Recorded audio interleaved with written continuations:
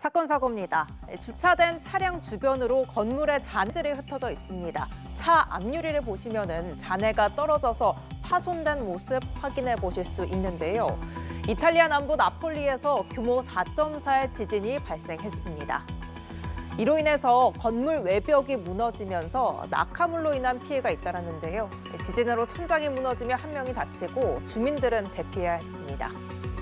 이탈리아 지구물리학 화산학 연구소에 따르면 이번 지진은 현지 시간 13일 새벽 나폴리 서쪽 칸피 플레그레이 지역에서 발생했습니다. 이번 지진은 지난해 5월에 발생한 동일한 규모의 지진과 함께 이 지역에서 40년 만에 가장 강한 지진으로 기록됐습니다.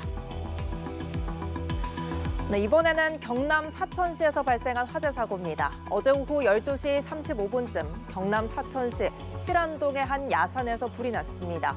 화막과 휩쓸고 간 자리에는 검게 그을린 나무들만이 남아 있었는데요. 소방당국은 진화 헬기 7대와 인력 60여 명을 투입해 약 2시간 만에 주부를 잡았습니다. 이 화재로 인한 인명피해는 없는 것으로 파악됐고 경찰과 소방은 정확한 화재 원인과 피해 규모 등을 조사할 계획입니다. 마지막 사건입니다. 덥수룩한 머리에 콧수염을 기르고 안경을 쓴 남성. 지난 2일 충남 서천에서 길 가던 40대 여성을 흉기로 살해한 34살 이지연입니다. 어제 오전 이지연의 얼굴 등 신상이 공개됐는데요.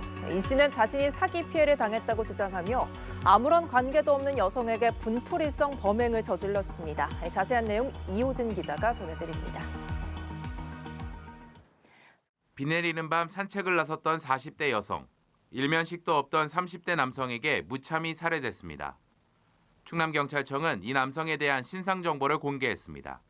34살 이지연입니다. 지난 7일 신상정보 공개 심의위원회를 열었던 경찰은 이 씨에 대한 신상정보 공개 결정을 내렸고 5일간의 유예 기간을 거쳐 13일 오전 10시 이 씨의 신상을 홈페이지에 게시했습니다. 심의위원들은 범행의 잔인성과 피해의 중대성, 피해자 유족의 의견 등을 종합적으로 고려해 신상정보 공개를 결정했습니다.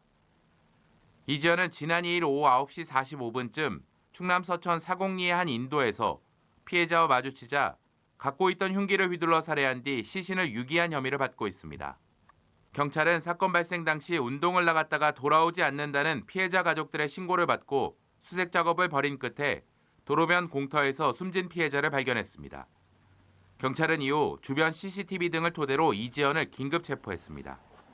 이지연은 경찰 조사에서 사기를 당해 큰 스트레스에 시달렸고 며칠 전 주운 흉기를 들고 거리에 나왔다가 피해자를 발견해 범행을 저질렀다고 진술했습니다.